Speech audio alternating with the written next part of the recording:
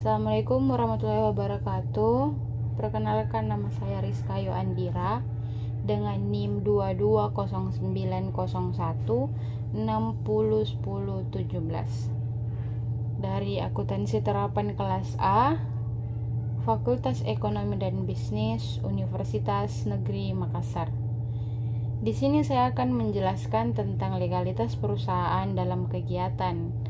Terdapat pada bab 4 atau tugas keempat dari mata kuliah Hukum Bisnis.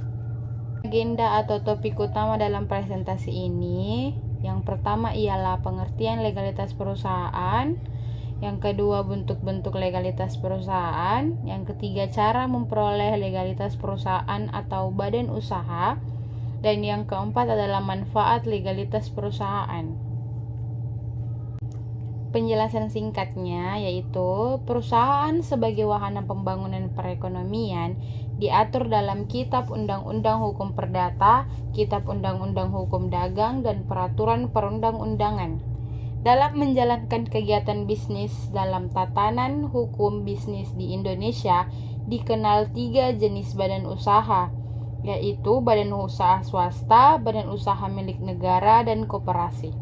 Yang dikatakan dengan badan usaha atau perusahaan menurut pasal 1 Undang-Undang Nomor 3 Tahun 1982 tentang wajib daftar perusahaan adalah setiap bentuk usaha yang menjalankan setiap jenis usaha yang bersifat tetap dan terus-menerus dan yang didirikan, bekerja serta berkedudukan dalam wilayah negara Republik Indonesia untuk tujuan memperoleh keuntungan atau laba. Selanjutnya itu pengertian legalitas perusahaan. Legalitas perusahaan adalah setiap bentuk usaha yang memenuhi persyaratan undang-undang dinyatakan sebagai bentuk usaha yang sah, dikemukakan oleh Muhammad 2010-329. Legalitas perusahaan adalah di mana perusahaan yang bergerak dalam bidang apapun dinyatakan sah menurut hukum. Legalitas suatu perusahaan atau badan usaha adalah merupakan unsur yang terpenting karena legalitas merupakan jati diri yang melegalkan atau mengesahkan suatu badan usaha sehingga diakui oleh masyarakat. Dengan kata lain, legalitas perusahaan harus sah menurut undang-undang dan peraturan, di mana perusahaan tersebut dilindungi atau dipayungi dengan berbagai dokumen hingga sah di mata hukum pada pemerintah yang berkuasa saat ini. Selanjutnya, bentuk-bentuk legalitas perusahaan. Terdapat 5. Yang pertama ialah akte pendirian perusahaan. Akte pendirian perusahaan merupakan salah satu dokumen legalitas terpenting yang harus ada saat awal membangun usaha, baik itu usaha skala besar maupun kecil. Akte pendirian adalah akte yang dibuat di hadapan notaris, berisi keterangan mengenai identitas dan kesepakatan pada pihak untuk mendirikan perusahaan beserta anggaran dasarnya dan memaparkan mengenai tujuan perusahaan. Yang kedua, ada NPWP badan usaha. Setiap perusahaan atau badan usaha yang berdiri harus memiliki NPWP agar terdaftar secara resmi dalam sistem perpajakan di Indonesia serta dapat melaksanakan hak dan kewajiban pajaknya secara penuh. Yang ketiga, ada surat izin usaha perdagangan atau SIUP. Jika suatu perusahaan bergerak di bidang perdagangan maupun pelayanan jasa, wajib memiliki surat izin usaha perdagangan sebagai salah satu dokumen legalitasnya. SIUP merupakan surat izin yang dikeluarkan pemerintah daerah pada pengusaha berdasarkan Peraturan Menteri Perdagangan Nomor 46 M Dagang per 9/2009. Yang keempat yaitu Surat Keterangan Domisili Perusahaan atau SKDP. Dokumentasi legalitas lainnya yang diperlukan perusahaan adalah Surat Keterangan Domisili Perusahaan SKDP. Ini merupakan surat keterangan tempat kediaman badan usaha yang dijalankan. Karena berdasarkan domisili, maka persyaratan pembuatan SKDP tergantung pada wilayahnya berada. Karena tiap wilayah memiliki syarat yang berbeda-beda. Selain itu, SKDP memiliki masa berlaku sehingga pelaku usaha harus memperpanjangnya Umumnya SKDP untuk kantor bersama itu berlaku selama 5 tahun dan dapat diperpanjang tergantung dari perjanjian sewa antara pemilik usaha dengan pemilik kantor. Sedangkan SKDP untuk virtual office hanya berlaku 1 tahun dan dapat diperpanjang.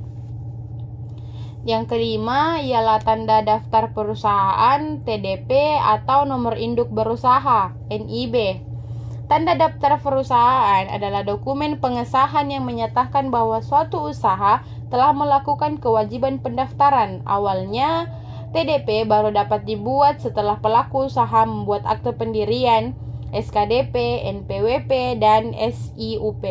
Namun, setelah terbit PP 24/2018 tentang pelayanan perizinan berusaha terintegrasi secara elektronik, TDP dapat dibuat melalui sistem online Single Submission atau OSS setelah membuat akte pendirian.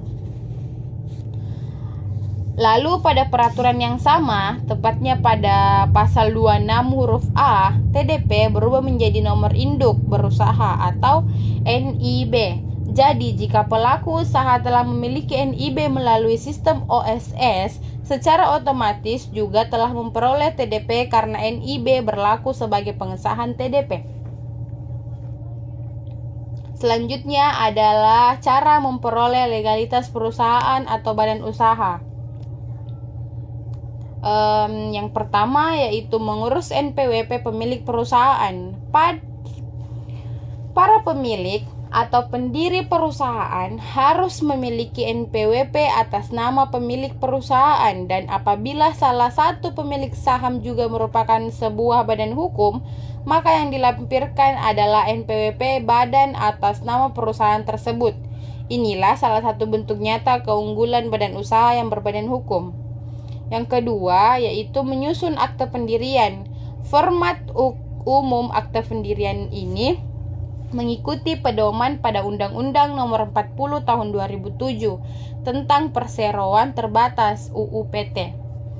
Dalam dokumen akte pendirian ini tercantum aturan main atau anggaran dasar AD perusahaan yang mencakup cara mengambil keputusan strategis, penggantian direksi atau pengurus, dan pengalihan kepemilikan saham.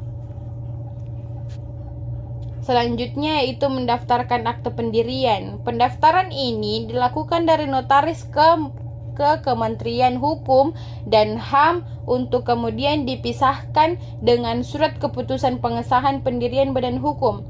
Pada tahapan ini, maka para pendiri atau pemilik perusahaan hanya perlu menunggu karena sepenuhnya proses ini dikerjakan oleh notaris.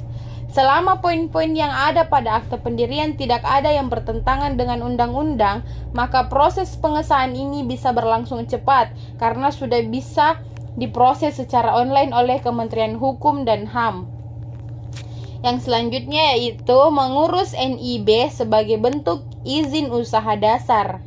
Untuk tahap ini, para pendiri perusahaan dapat mengurus sendiri di sistem online Single Submission atau OSS milik pemerintah. Spesifiknya adalah di lembaga OSS yang dikelola oleh Badan Koordinasi Penanaman. OSS yang dikelola oleh Badan Koordinasi Penanaman modal di website resminya bisa dilihat sendiri, terdapat pada gambar ini. Namun umumnya jika ingin lebih praktis dan hemat, perusahaan jasa konsultan hukum juga dapat membantu Anda untuk mengurus aspek legalitas usaha Anda, seperti misalnya Gapura Office atau Virtual Office-ku, yang juga dapat memberikan layanan sampai dengan pengurusan perizinan dasar berupa NIB. Selanjutnya itu manfaat legalitas perusahaan. Dengan dimilikinya surat izin sebagai bentuk legalitas perusahaan, maka akan diperoleh beberapa manfaat, diantaranya yang pertama yaitu sarana perlindungan hukum. Seorang pengusaha yang telah melegalkan perusahaannya akan terhindar dari tindakan pembongkaran atau penertiban dari pihak berwajib, sehingga memberikan jasa rasa aman dan nyaman akan keberlangsungan usahanya. Yang kedua yaitu sarana promosi. Dengan mengurus dokumen-dokumen legalitas tersebut, secara tidak langsung pengusaha telah melakukan serangkaian promosi. Yang ketiga, bukti kepatuhan terhadap hukum. Dengan demikian unsur legalitas tersebut menandakan bahwa pengusaha telah mematuhi aturan hukum yang berlaku. Secara tidak langsung ia telah menegakkan budaya disiplin pada dirinya. Yang keempat yaitu mempermudah mendapatkan suatu proyek. Dalam satu tender selalu mensyaratkan bahwa perusahaan harus memiliki dokumen-dokumen hukum yang menyatakan pelegalan perusahaan tersebut, sehingga hal ini sangat penting nantinya untuk sarana pengembangan usaha. Dan yang kelima, mempermudah pengembangan usaha. Untuk pengembangan usaha pasti diperlukan dana yang cukup besar untuk merealisasikannya. Dana yang dibutuhkan bisa diperoleh dengan proses peminjaman kepada pihak bank, dan dokumen-dokumen legalitas ini akan menjadi salah satu persyaratan yang diajukan oleh pihak bank. Baik, itulah tadi penjelasan tentang legalitas perusahaan dalam kegiatan. Saya atas nama Rizkayu Andira mohon maaf bila ada salah kata atau pengucapan. Wabillahi taufiq wal hidayah. Wassalamualaikum warahmatullahi wabarakatuh. Thank you for watching. Bye.